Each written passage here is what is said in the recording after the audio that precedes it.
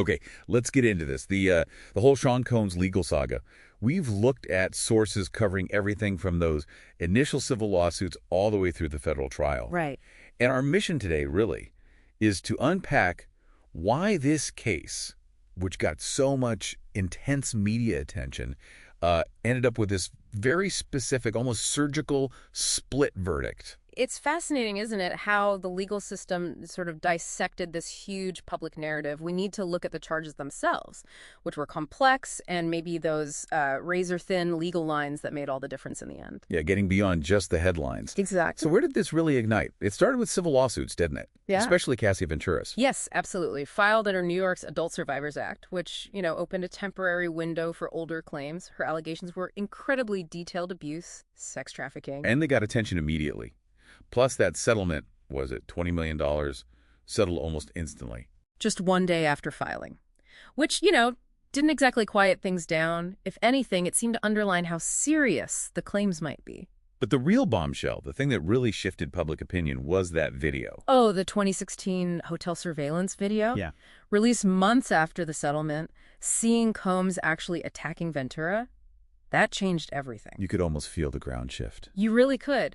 And that likely, almost certainly, spurred the federal investigation. It went from civil claims to federal agents raiding his properties. Okay, so that leap, how did we get from those civil cases, even with the video, to these heavy federal charges? What were they specifically charging him with?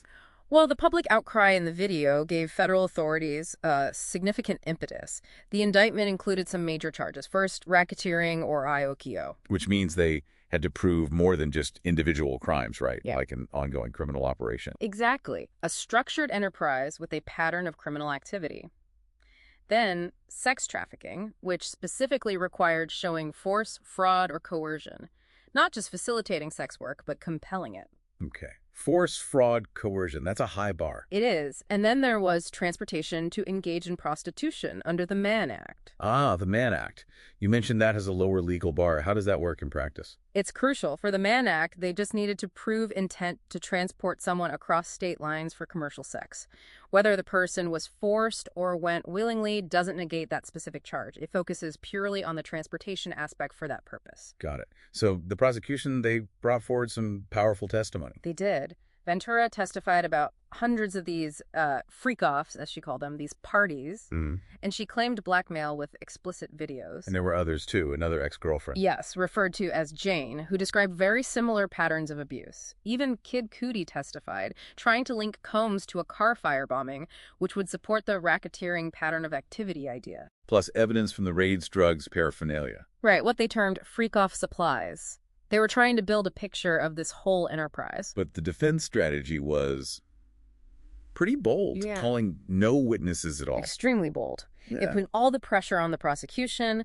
Their approach was what you might call concede and reframe. Meaning they basically admitted to things like an unconventional lifestyle, even acknowledged the domestic violence scene in that 2016 video. Which seems counterintuitive, but... But it allowed them to narrow the focus. They essentially said, okay, that happened, but it doesn't meet the specific legal definition of RACO or sex trafficking. They hammered on the idea that he wasn't a criminal kingpin or a trafficker under the law. And they tried to discredit the accusers, too. Oh, definitely. They framed the lawsuits as a kind of #MeToo money grab, pointing to texts from accusers, like one saying, always ready to freak off, to suggest consent or at least willing participation, undermining the force, fraud, or coercion element. So it became a battle over very precise legal definitions versus the overall picture. And the jury. They really seemed to parse those definitions carefully. Incredibly precise verdict. Not guilty on the big ones, racketeering and sex trafficking. Indicating they just didn't see enough proof for that criminal enterprise structure, or the element of coercion needed for trafficking, legally speaking. Correct. They weren't convinced beyond a reasonable doubt on those specific points. But guilty on the Mann Act counts. Yes, 2 counts. Transportation to engage in prostitution. The evidence that he did transport individuals across state lines for commercial sex apparently met that lower legal bar. So the jury drew a very fine line. Exactly. It wasn't saying his behavior was acceptable or that the things admitted didn't happen. It was a strict application of the law to the evidence presented for each specific charge. The prosecution just didn't meet the very high burden of proof for rapine and trafficking. And Combs is still incarcerated, bail denied, facing potentially serious time for those Mann Act convictions. Up to 20 years, yes. So it really highlights this gap, doesn't it, between maybe what the public feels happened or the moral judgment and what can be proven under strict legal standards in a criminal trial. That's a key takeaway. Does our public sense of guilt, especially in these high-profile, emotionally charged cases, always match the very stringent definitions the law requires for a criminal conviction? Often it doesn't. Yeah.